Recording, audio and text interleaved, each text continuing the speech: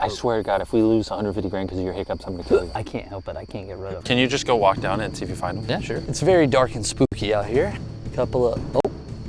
You guys aren't very good at being military people. Oh God, don't tackle me! I just heard Chris scream. I'm gonna call him. Jimmy, they got me. Did you see that video where I buried myself alive? We've done a lot of reconnaissance on you, my friend. I can tell. This whole video, you've been screwing up all my plans. It's annoying. I'm currently buried alive. Good luck. I hung up on him. That was a complete lie. Let's see if they fall for it. So right now he's still supposed to be buried in here, so we'll see. Hello? Carl, they're almost here. Go investigate. Report back. Okay. Hurry.